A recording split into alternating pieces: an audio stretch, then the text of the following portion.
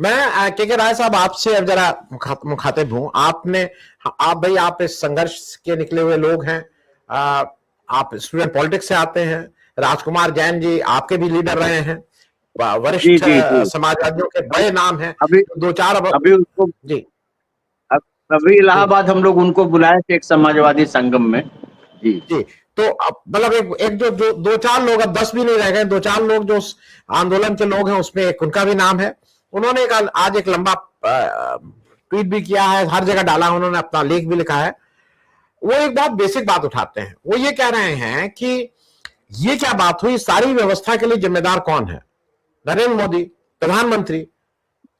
तो आप धर्मेंद्र प्रधान का इस्तीफा क्यों मांग रहे हैं? आप पहले ही से एक बीच की लाइन लेके चल रहे हैं कि जब मामला खूब खूब खूब खूब खूब बढ़ जाएगा तो उस दिन, जैसे संसद सत्र शुरू होगा 20 तारीख को, जो सबकी उम्मीद है, उस समय ये इस्तीफा लेके ये कहेंगे देखिए देखिए हमने सोनम वांगचुक की बात मांग ली, ये कर लिया, वो कर लिया।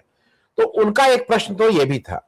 मैं दूसरा एक जरा आपको ट्वीट और दिखा दूं, इसलिए कि वो समझना हम लोगों को जरूरी है। मुझे भी नहीं पता था के भाई, ये अभिजीत दिवके 7 नवंबर को राहुल गांधी ने अपनी यात्रा शुरू की थी कन्याकुमारी से, भारत जोड़ो यात्रा 7 सितंबर 2022।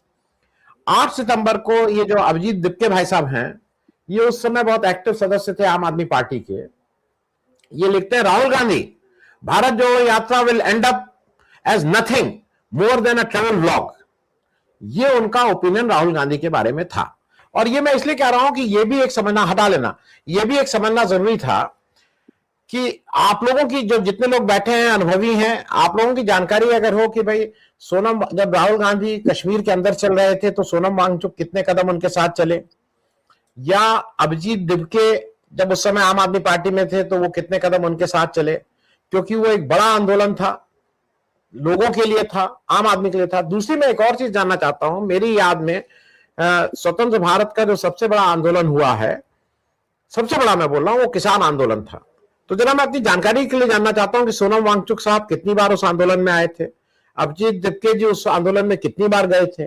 और ये बात मैं सिर्फ इसलिए पूछ रहा हूं कि जब अभिजीत दिवके साहब विदेश से आते हैं और उनको एयरपोर्ट पे ही दिल्ली पुलिस जाती है, उनको 5 मिनट के अंदर एयरपोर्ट पे एक हस्तलिखित एप्लीकेशन पे वहीं पे अप्रूवल दे देती है, शाम तक जाके वहां वो करिए, प्रदर्शन करिए। वो आते हैं और उसी दिन सोनम वांगचुक साहब कुछ ऐसा इत्तेफाक होता है, बताते हैं कि वो भी दिल्ली में थे। मतलब इन लोगों के साथ इस तरह के इत्तेफाक बहुत होते हैं। वो दिल्ली उसी दिन आ जाते हैं, उनके मंच पे भी पहुंच जाते हैं। उस दिन के जो सबसे बड़े स्टार लीडर, वो जो अभिजीत दिवके के मंच पे थे, जब अभिजीत दिवके विदेश से वापस आए तो सोनम वांगचुक थे। मेरा यह मानना है कि पहले से सारी चीजें तय थी। सोनम वांगचुक को इस पूरे उसका मेन सेंटर वो रखना था। और एक तरफ आप ये स्टैंड लेते हैं कि पॉलिटिकल पार्टी का कोई आदमी ना आए, पॉलिटिकल पार्टी लोग इसमें ना पॉलिटिसाइज ना करें।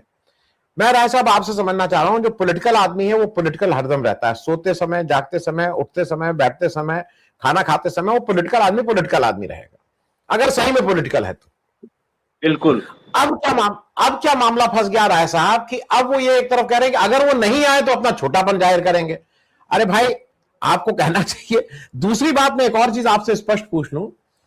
एक तरफ मैं इस बात को इसलिए रेखांकित कर रहा हूं, उन्होंने सारे लोगों को चिट्ठी लिखी। उन्होंने खड़गे साहब को चिट्ठी लिखी, राहुल गांधी को, तेजस्वी यादव को, ममता बनर्जी, सबको लिखी चिट्ठी। लेकिन साथ में उन्होंने चिट्ठी लिखी नितिन नवीन को भी और जेपी नड्डा को भी, वही वही चिट्ठी। ये क्या चाहते हैं, क्या दिखाना चाह रहे हैं, ये कौन सी पोजीशन ले रहे हैं? क्या इनको लगता है कि नितिन नवीन आके धर्मेंद्र प्रधान का इस्तीफा मांगेंगे? क्या इनको लगता है कि जेपी नड्डा सपने में आके सपने में भी क्या ये लोग धर्मेंद्र प्रधान का इस्तीफा मांग सकते हैं? तो आप कौन सी पोजीशन अपनी दिखाना चाह रहे हैं? क्या जनता को बेवकूफ बनाना चाह रहे हैं कि हम तो भाई किसी पार्टी को नहीं, हम सबको, सबसे अपील कर रहे हैं? मैं इस पे जरा अगर थोड़ी आप सफाई से, क्योंकि आप तो वकील हैं, तथ्यों को अलग करके वो सिर्फ फैक्ट को सामने ले आए, तो जरा मैं समझना चाह रहा हूं कि ये सबके बीच कैसे चाहते हैं कि इनको पॉलिटिकल पार्टी इनका समर्थन करे? के राय साहब? देखिए सर, बहुत नाजुक समय है। सोनम वांगचुक के हड़ताल, भूख हड़ताल के इतने दिन हो गए, पूरे देश की चिंता है, राहुल गांधी की भी चिंता है, कांग्रेस की भी चिंता है, सारी पार्टियों और बुद्धिजीवियों की चिंता है कि इनके प्राणों की रक्षा होनी चाहिए। और उतनी ही चिंता आयशा के उन 6 नौजवानों के लिए है जो अपनी जान की बाजी लगा के बैठे। इसमें 2 तो करीब करीब उनकी हालत इतनी खराब हो गई थी कि उनको उठाकर लेके भागना पड़ा अस्पताल में, वो मौत के आगोश में चले जाते थे। तो कामरेड नेहा और कामरेड मनीष और उनके साथियों के भी प्राण रक्षा की चिंता हमको। मैं पूछना नहीं चाहता हूं, मैं कहना नहीं चाहता हूं सोनम वांगचुक से, इस माहौल में जब उनसे हमारे अंदर हमदर्दी हो गई है। नहीं तो मैं पूछता इस बात को कि देहरादून में जब 2.5 लाख लोग रजिस्ट्रेशन कर दिए और उस मैदान को आवंटित कर चुका था कांग्रेस के पक्ष में, तो उस मैदान का अलॉटमेंट कैंसिल हो गया कि राहुल गांधी को इजाजत नहीं है इस मैदान में रैली करने का। और आप बिना परमिशन के, आप बिना किसी तरह के का आज्ञा अनुमति लिए जो है सीधे जाकर बैठ गए। आपसे सरकार का क्या तालमेल है कि दिल्ली में आपको बैठने दे रहे हैं और देहरादून में राहुल गांधी को घुसने की इजाजत नहीं है। कौन है सरकार के खिलाफ? आप कहते हैं कि राहुल गांधी आए नहीं हमारे यहाँ। राहुल गांधी को तो सब पता हो गया है ना।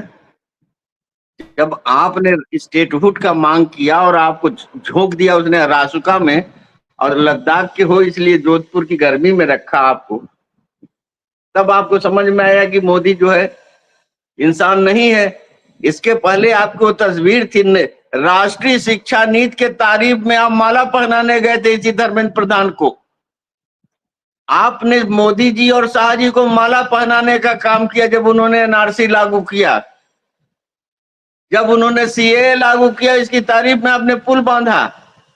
जब 370 लागू हुआ और पूरे कश्मीर में एक सदमा फैल गया, तब आप कह रहे थे कि अब कश्मीर हिंदुस्तान का सबसे अग्रणी, विकास का रास्ता खुल गया, आतंक का रास्ता बंद हो गया। और सबसे बड़ा आतंकी प्रयोग आप ही के ऊपर मोदी जी ने कर दिया। ट्रिपल तलाक पे आप तालियां बजा रहे थे। आप इस सरकार से पुरस्कृत हो रहे थे। क्या राहुल गांधी ऐसे व्यक्ति क्या ऐसे चले जाएंगे? जो मोदी सरकार, जो हत्यारी सरकार है, जालिम सरकार, उससे पुरस्कृत होते रहे। आप पुरस्कार तक प्राप्त किया। और अभी 6 जून की रैली में देख लीजिए, उनका भाषण सुन लीजिए। 6 जून की रैली में उन्होंने कहा कि मैं इस सरकार का आभारी हूं कि इन्होंने आज यहां पर मीटिंग करने को हमें अनुमति दी। और यह आग्रह सभा है। आग्रह सभा मतलब हमको हाथ जोड़कर भीख मांग के कुछ मांगना है। यह भाषा तो आयशा की भाषा नहीं, यह भाषा तो छात्रों नौजवानों की भाषा नहीं है। राहुल गांधी ने तो सारे सवाल पहले ही खोल दिए थे, लड़ाई का मोर्चा खोल दिया था। वो 29 मिनट की स्पीच जो इंडिया गठबंधन की मीटिंग में जो लीक हुई, उसमें कौन सी भाषा थी? वो प्रतिरोध की भाषा थी कि हमको प्रतिरोध का रास्ता। और उन्होंने सबसे कहा था, पीडीए के लोगों से भी कहा था कि अब आप पोलिंग बूथ से इस सरकार को, इस सत्ता को नहीं पलट सकते हैं। आपको चौराहों को युद्ध का मैदान बनाना पड़ेगा। उसके बाद देखिए युद्ध का मैदान 6 जून को जब आप ये जंतर मंतर पे अच्छे शांतिपूर्ण ढंग से कर रहे थे, तब हरियाणा में कांग्रेस के यूथ कांग्रेस की रैली पे वाटर कैनन किया जाता, जो महाभारत का मैदान है जहां पर महाभारत लड़ा गया था, उस मैदान पे जो है हुड्डा साहब के मुंह पे कैनन मारा जा रहा था और हजारों लोगों पर लाठियां बरस रही थी। 55 जगह यूथ कांग्रेस और एनयूसीआई के लोग हिंदुस्तान में थे। नोएडा में मजदूर प्रतिरोध के रास्ते पे आ गया। पूरे हिंदुस्तान में जो किसानों का संगठन है, संयुक्त किसान मोर्चा, उसकी बैठकें हो रही हैं, वो आंदोलन का कार्यक्रम बना। राहुल गांधी तो विजनरी। और आपसे मैं पूछूं, 20 मिलियन आपके फॉलोअर हैं, 20 मिलियन, क्षमा करिएगा आनंद जी, अगर AISF, SFI और आयशा के कैडर वहां न होते तो 80% लोग वहां पर आपको दिखाई नहीं पड़ते जंतर मंतर में। 80% लोग वामपंथी संगठनों के हैं, AISF के लोग तो एक किताब बुक स्टॉल भी चला रहे हैं। उनको सलाम करिए। आप इतना बड़े मंच पे बैठ गए, बच्चे बैठने लगे तो उनको आपने जगह नहीं दिया बैठने को। वो किनारे खदेड़ दिए गए, छोटी छोटी चौकियों पर उनको बैठने को बात करें, लड़कियां हैं उसमें से। आपका रोज हम देखते हैं बड़ा धुला हुआ सफेद चादर और तकिया और क्या क्या, कोई नहीं जाता। ये जितने विद्वान जा रहे हैं अरुंधति राय से लेकर और डीयू के और जेएनयू के और जामिया के और तमाम प्रोफेसर, वैज्ञानिक, लेखक, कलाकार, पत्रकार, वो इन नौजवानों के साथ दे रहा। आपका चेहरा लोग पता था, ये नौजवान अगर न बैठे होते तो ये आंदोलन अब तक अन्ना आंदोलन हो चुका होता। यह संघ का इस पे कब्जा हो गया होता। विद्यार्थी परिषद के लोग तो 6 तारीख से ही घुसने की कोशिश कर रहे हैं, उसके सबूत है आपके पास। आपको मैं सिर्फ एक चीज याद दिला दूं, देखिए जून 2024 से जनवरी 2024 से मार्च 2024 तक एक भारत न्याय यात्रा किया था राहुल गांधी ने, जो चला था नॉर्थ ईस्ट से मुंबई में खत्म हुआ। तो उसमें 6 तरह का न्याय उन्होंने बताया था, 5 तरह का।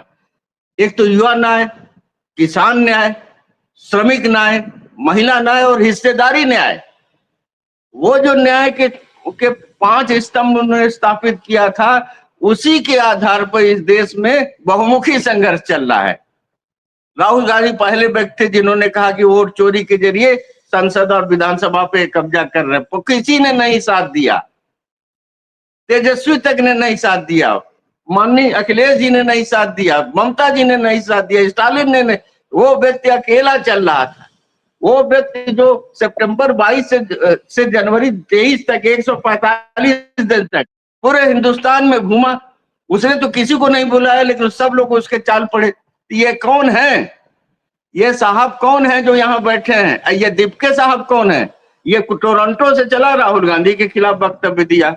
ये टोरंटो से भारत में आया, उतरा हवाई अड्डे से, राहुल गांधी के खिलाफ वक्तव्य है। तुम्हारी लड़ाई राहुल गांधी से है या तुम इस सत्ता को बदलने आए हो, या इस सत्ता के सेफ्टी वाल्व हो कि सारा नौजवानों का गुस्सा तुम्हारे जरिए व्यक्त हो जाए। और ये वामपंथी संगठन, ये समाजवादी छात्र सभा, ये समाजवादी युवजन सभा, ये एसयूआई और ये यूथ कांग्रेस, ये इररिलेवेंट साबित हो जाए।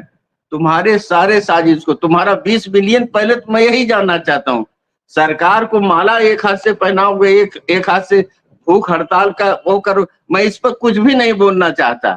मैं इस समय बिल्कुल उनकी कोई ऐसी बात नहीं कहना चाहता जो इस अनशन से जुड़ा हुआ है।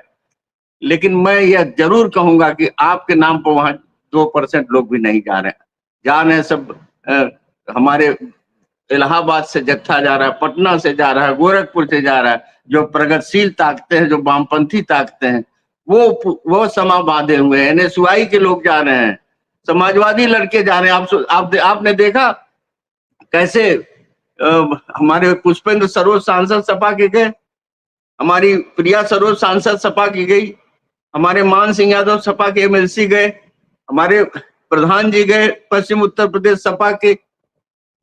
तो सारा विपक्ष इस समय इस आंदोलन के साथ है, लेकिन इस आंदोलन का दिशा, पहली बार दिशा वामपंथी छात्र संगठनों के वजह से इसकी कुछ दिशा समझ में आ रही है। नहीं तो ये शुरू से लग रहा था कि ये सत्ता के साथ इनका मिला जुला खेल है। और राहुल गांधी पर निशाना साध के, कहाँ राजा भोज कहाँ गंगू तेली, ये बड़ा सामंती मुहावरा है, लेकिन मैं कहने से अपने को रोक नहीं पा रहा हूँ। राहुल गांधी से सवाल उठाने के पहले ये इनको अपने गिरिबान में झांकना चाहिए। राहुल गांधी इस भारत का भविष्य है। राहुल गांधी विपक्ष का नेता है। राहुल गांधी को कहते हो विदेश जाता है, राहुल गांधी विदेश जाते हैं तो ऑक्सफोर्ड, कैम्ब्रिज और हार्वर्ड में स्पीच देने जाते हैं। दुनिया के मंच पर भारत का जो जिस चीज को आइंस्टीन ने नेहरू के लिए, गांधी के लिए और टैगोर के लिए कहा था, आज राहुल गांधी उस छवि को थोड़ा साफ कर रहे हैं, उसको उसमें चमक पैदा कर रहे हैं। आप क्या जाते हैं साहब? आप जाते हैं एआई से बना हुआ पुरस्कार लेने।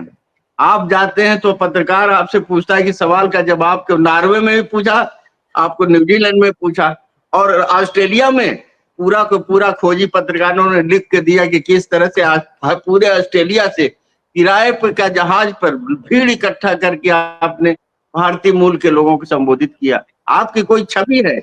आप देश में इतना बड़ा हत्याकांड हो गया, आप वहां पर नृत्य देख रहे थे जाकर। आपको जो पुरस्कार दिया जा रहा है उसकी स्पेलिंग तक गलत है। आप ऐसे देश में जा रहे हैं जहाँ की आबादी 5 लाख है। 5 लाख लोग तो नई दिल्ली रेलवे स्टेशन के इर्द गिर्द घूमते रहते, जितना उस देश की आबादी है। तो ये इस आंदोलन में हम लोग यही चाह रहे हैं कि किसी तरह से जनहानि न हो और ये आंदोलन चलता रहे, अनशन खत्म हो, अनशन समाप्त हो, आंदोलन ये नौजवानों के हाथ में ये आंदोलन सौंप दिया जाए। ये आंदोलन इसके बस का नहीं है। जो सोनम वांगचुक है, ये सरकार के प्रति इनके अंदर बहुत हमदर्दी है। और ये दीपके तुम समझिए कि ये सरकार का ही आदमी है।